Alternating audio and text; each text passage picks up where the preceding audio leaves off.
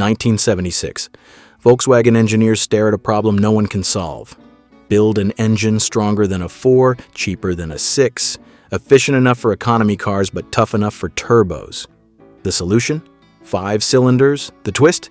They handed the blueprints to Lamborghini. What emerged was an engine that survived rally stages, media scandals, and 5 decades of extreme use. But here's what nobody expected. It's still in production today, making over 400 horsepower. How did an Italian supercar company make a German economy engine indestructible? Stay with me because this story will reveal something that will surprise you. Pikes Peak, Colorado, August 1987. Michelle Mouton plants her right foot, and the Audi Sport Quattro S1 screams toward the clouds. The sound is unmistakable, a warbling, offbeat howl that doesn't match anything else on the mountain. It's not a 4-cylinder, it's not a 6. It's 5 cylinders of turbocharged fury spinning to 8,000 revolutions per minute, pushing over 600 horsepower through all 4 wheels on gravel that drops into nothing. She crosses the finish line. 11 minutes, 25 seconds, second place overall, fastest woman ever. The crowd doesn't understand what they just heard, neither does the competition. This engine wasn't supposed to exist. 5 cylinders made no sense in 1976. Packaging was awkward, balance was compromised, manufacturing costs were higher than a traditional 4. But Volkswagen built it anyway. And then they asked Lamborghini to make it bulletproof. The result became one of the most overbuilt, underappreciated engines in automotive history. It powered economy sedans and rally legends. It survived turbocharging, supercharging, and decades of abuse.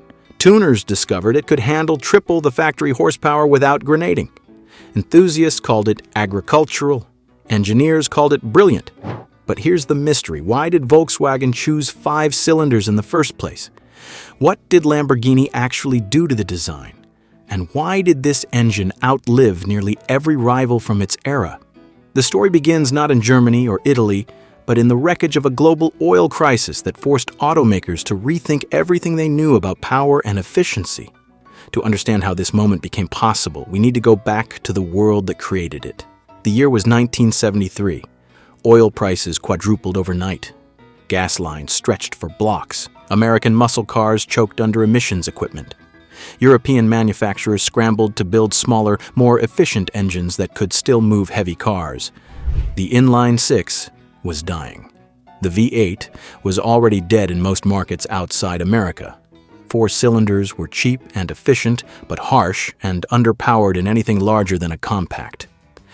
Volkswagen faced a particular problem. Their air-cooled flat 4 had carried the Beetle through 3 decades, but it was obsolete, noisy, inefficient, limited in power. The company needed a modern engine family that could span multiple vehicle sizes, from the Golf to the Audi 100 series, without requiring entirely different tooling for each displacement. At Audi, Chief Engineer Ludwig Krauss understood the mathematics. A 4-cylinder topped out around 2 liters before vibration became unacceptable. A 6-cylinder was smooth but expensive and too long for front-wheel drive packaging. 5 cylinders sat perfectly in between. Odd number, even firing intervals, longer stroke potential than a 4, better low-end torque, cheaper to manufacture than a 6. The idea wasn't entirely new. Mercedes-Benz and Volvo had experimented with 5-cylinder diesels, but no one had built a high-volume gasoline 5-cylinder for mass-market cars. The engineering challenge was significant: crankshaft design, firing order, exhaust manifold geometry, balancing. Every aspect required fresh calculations. Krauss pushed the project forward. By 1976, Audi had a running prototype, a 2.1-liter inline 5 with a single overhead cam. It made 136 horsepower, enough for a mid-size sedan. Not enough to excite anyone. But it was smooth, it revved cleanly, and it had headroom. Then Volkswagen made a decision that changed everything. They needed this engine to be durable enough for high-mileage fleet use, powerful enough for future performance variants, and robust enough to handle forced induction. They needed someone who understood stress, heat, and extreme operating conditions. They needed Lamborghini. Here's what most people don't know. Volkswagen didn't own Lamborghini yet. That acquisition wouldn't happen until 1998. But in the mid-70s, Lamborghini was struggling financially. Ferruccio Lamborghini had sold the company.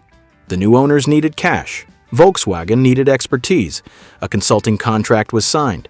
Lamborghini engineers were given access to Audi's 5-cylinder prototype with a simple brief, "Make it indestructible." The Italians went to work. They didn't redesign the engine. They over-engineered it, reinforced block casting, stronger main bearings, improved oiling system, uprated connecting rods.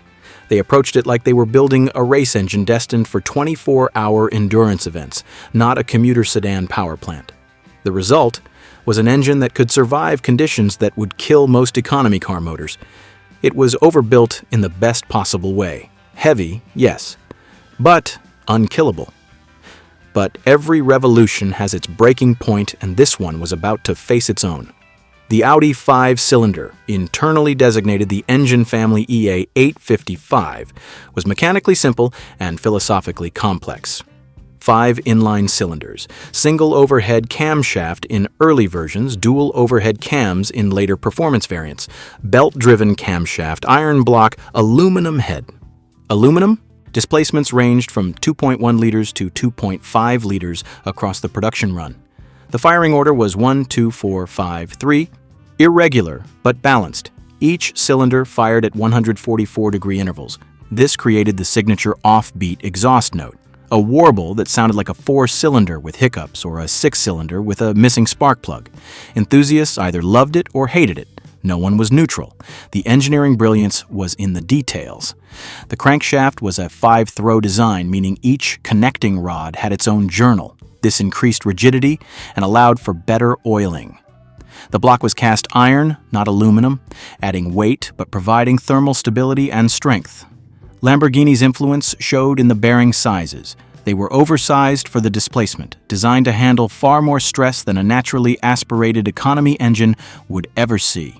The oiling system was pressure-fed to all 5 main bearings and the camshaft. Oil squirters cooled the piston undersides. The oil pump was gear-driven, not chain-driven, eliminating a common failure point.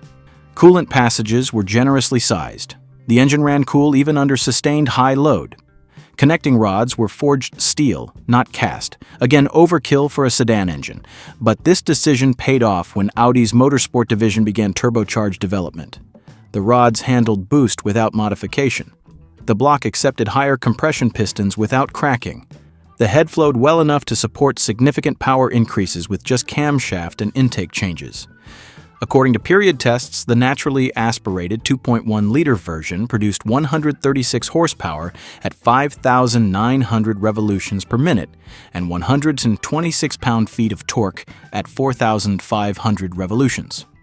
Not impressive by modern standards, but the power delivery was smooth and linear. The engine pulled cleanly from 2,000 revolutions to redline without flat spots or hesitation.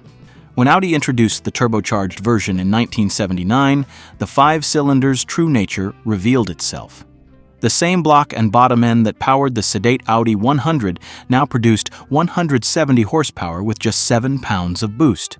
No internal modifications, no strengthened components. It simply absorbed the stress. Tuners noticed.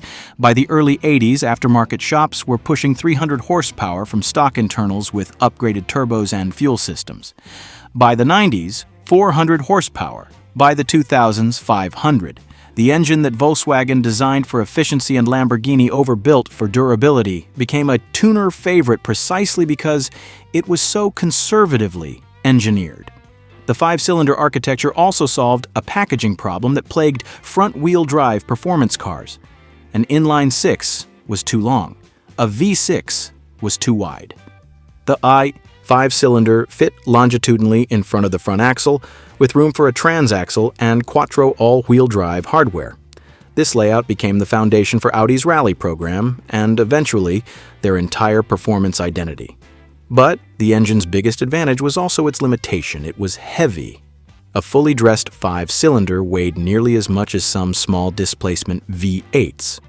Fuel economy was mediocre, and the odd cylinder count meant unique tooling and manufacturing costs that competitors avoided by sticking with 4s and 6s.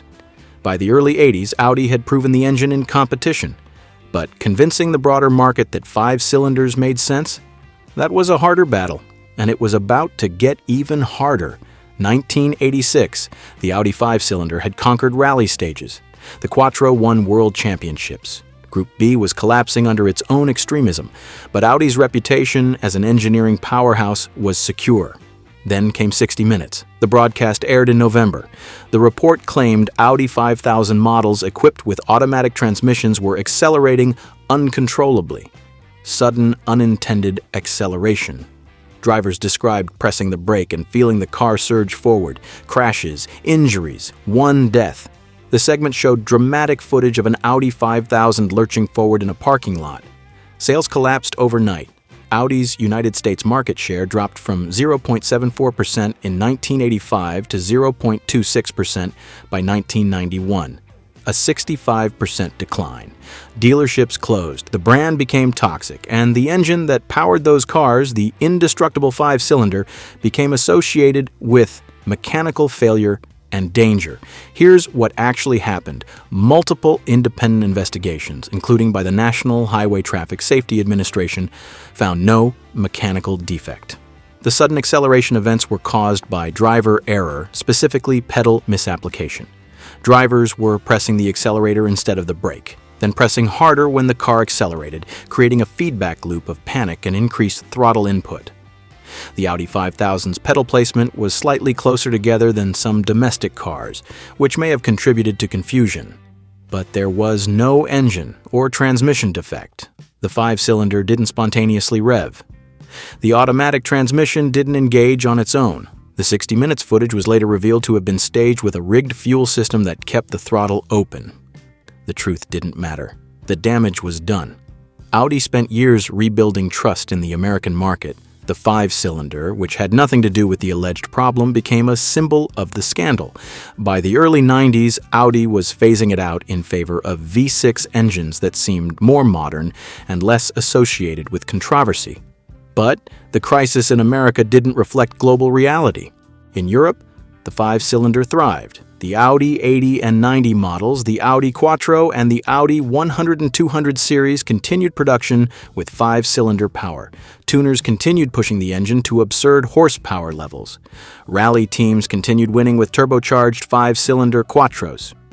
Inside Volkswagen Group, a different battle was brewing. Bean counters argued the 5-cylinder was too expensive.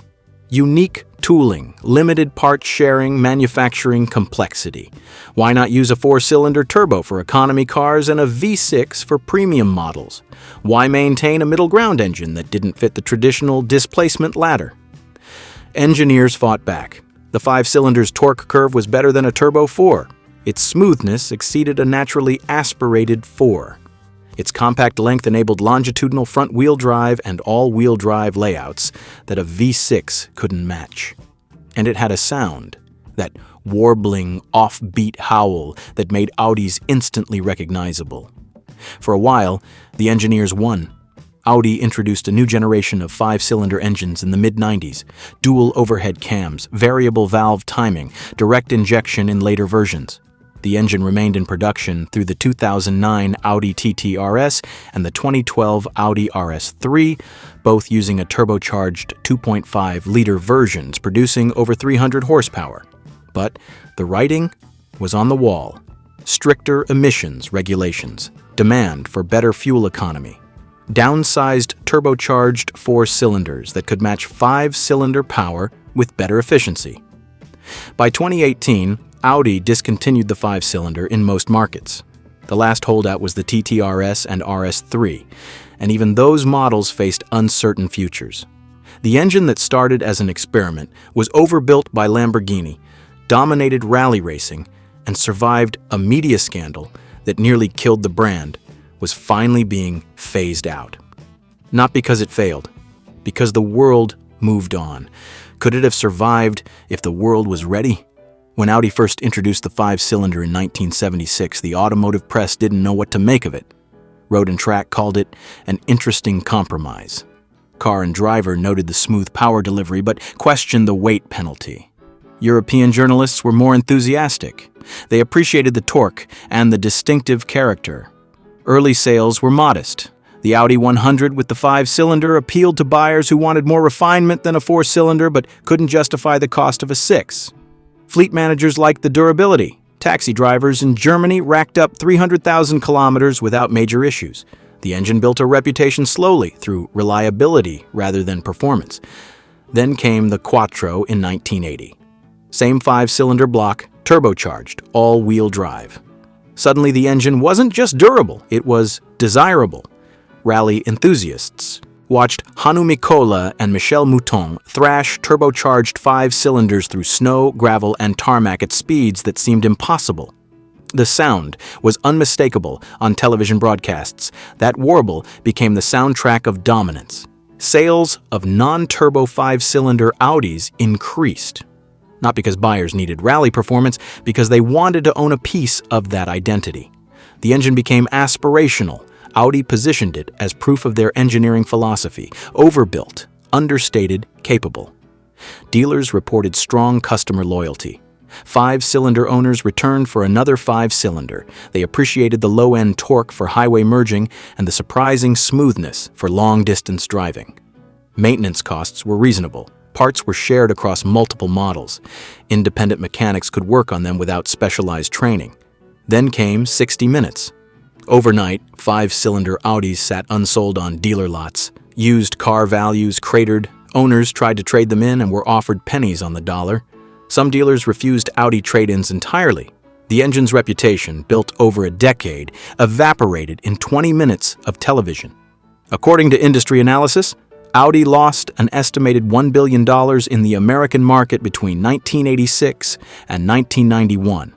Not from lawsuits, not from recalls, from lost sales and brand damage. The 5-cylinder became a symbol of failure, even though it had nothing to do with the sudden acceleration claims. But in Europe, the story was different. Sales continued. The turbocharged 5-cylinder became standard equipment in performance Audis. Tuning shops like MTM and ABT offered upgraded turbos, intercoolers, and engine management that pushed power past 300 horsepower. Enthusiasts discovered the engine could handle abuse that would destroy Honda 4-cylinders or BMW 6s. Blow a turbo? Swap it. Overheat it once. No problem. The Lamborghini-influenced overbuilding paid off. By the mid-90s, the 5-cylinder had a cult following. Not mainstream, not celebrated by the automotive press, but deeply respected by people who actually drove them hard. Track day regulars praised the torquey. Rallycross racers praised the durability. Commuters praised the longevity. When Audi introduced the RS2 in 1994 with a 2.2-liter turbocharged 5-cylinder making 311 horsepower, the engine's reputation began to recover. Here was proof that 5-cylinders weren't a compromise. They were a philosophy, and that philosophy could compete with anything from Bavaria or Stuttgart. But history has a habit of rediscovering what it once discarded. 50 years after its introduction, the Volkswagen Lamborghini 5-cylinder remains in production, not in sedans, not in mainstream models, but in the Audi TT RS and RS3, where it makes over 400 horsepower from 2.5 liters with a single turbocharger. That's more power per liter than most naturally aspirated supercars from the 1990s. The engine's influence extends far beyond Audi. It proved that odd cylinder counts weren't engineering curiosities. They were viable alternatives to traditional layouts. Volvo built 5-cylinder engines for decades, inspired partly by Audi's success. Honda experimented with 5 cylinders in the Acura Vigor and Inspire. Ford used an inline 5 in the Focus RS for the European market, though that engine had reliability issues that the Audi design never suffered. More importantly, the 5-cylinder established Audi's identity. That warbling exhaust note became as recognizable as a flat-six Porsche or a V8 Mustang. When Audi finally developed 4-cylinder turbos and supercharged V6 engines that matched 5-cylinder performance, something was lost. The character, the soul, the sense that this car sounded like nothing else on the road. Collector interest has grown steadily. Original Audi Quattros from the early 80s, especially the short wheelbase sport Quattro, command six-figure prices. Clean examples of the Audi RS2 and RS4 with 5-cylinder power sell for double their original sticker price. Enthusiasts restore 80 series and 90 series Audis specifically because of the 5-cylinder. These aren't valuable cars. They're labor of love projects driven by people who want to preserve something increasingly rare: The tuning community never abandoned the engine. Modern turbochargers and engine management systems allow streetable 5 cylinders to produce 600 horsepower while passing emissions tests and running pump gas. The iron block handles cylinder pressures that would crack most aluminum 4-cylinders. The forged crankshaft and oversized bearings that Lamborghini-influenced overkill from 1976 still work perfectly under extreme stress. Interestingly, the engine's diesel sibling became even more significant. Volkswagen and Audi built 5-cylinder turbo diesels throughout the 80s and 90s. Those engines powered everything from vans to SUVs. They were agricultural, loud, unrefined, but they were also nearly indestructible. Many are still in service today with over 500,000 kilometers, still running on original bottom ends. The 5-cylinder also influenced modern engine development in unexpected ways. Audi's experience with odd firing orders and balancing informed their work on the V10 used in the R8 supercar and Lamborghini Gallardo. The longitudinal front engine layout pioneered with the 5-cylinder became the foundation for every performance Audi built afterward, from the B5 S4 to the current RS6. In motorsport, the legacy is undeniable. Audi's rally success in the 80s directly led to their Le Mans program in the 2000s. The engineering culture that made the 5-cylinder dominant in Group B rallying, that combination of over-engineering and relentless testing became Audi Sport's DNA. When Audi won Le Mans with diesel power, they were applying lessons learned from turbocharging a 5-cylinder 40 years earlier. Today, as the automotive world shifts toward electrification, the 5-cylinder feels like a relic from another era. Engines are appliances now, efficient, refined, interchangeable. The idea of choosing 5 cylinders because they sounded different, because they delivered torque differently, because they represented a philosophical middle ground between 4s and 6s seems almost quaint. But for the people who drove them, who tuned them, who raced them, the 5-cylinder wasn't a compromise. It was a statement, a refusal to follow convention, a belief that sometimes the unconventional solution is the better one, even if it costs more and requires explanation. The sound of that engine wasn't just horsepower, it was defiance cast in aluminum and iron. It was a decision made in 1976 by engineers who believed in doing things the hard way if it meant doing them right. It was a collaboration between a German automaker desperate for innovation and an Italian supercar company that understood how to build engines that didn't break. What began as an experiment became a legend, long after the factories went quiet. Pikes Peak, Michel Mouton's run in 1987, that warbling howl echoing off mountain walls, that was the 5-cylinder at its absolute peak, raw, unfiltered, unstoppable. But the engine's real achievement wasn't winning races. It was surviving everything the world threw at it: oil crises, media scandals, emissions regulations, corporate bean counters who wanted to kill it a dozen times, competitors who called it agricultural and outdated, and time itself, which eliminated nearly every engine from its era. 50 years later, the Volkswagen Lamborghini 5-cylinder is still here, still producing over 400 horsepower, still sounding like nothing else, still reminding us that sometimes the weird solution is the right one. It proved that you could over-engineer an economy car engine and create something special, that you could ignore conventional wisdom about cylinder counts and build a legend. That collaboration between unlikely partners, a German volume manufacturer and an Italian boutique supercar maker, could produce something neither would have created alone. The 5-cylinder never sold in the volume that 4s and 6s did. It never won the acclaim that V8s and flat 6s received. But it earned something more valuable: respect. From the people who built it, drove it, tuned it, and kept it alive long after the marketing departments moved on. If you've ever driven or seen one of these engines, if you've heard that distinctive offbeat warble at full throttle, share your story in the comments. These engines weren't just machines, they were statements. And everyone still running is a middle finger to planned obsolescence and conventional thinking. Thanks for watching, and I'll see you in the next video.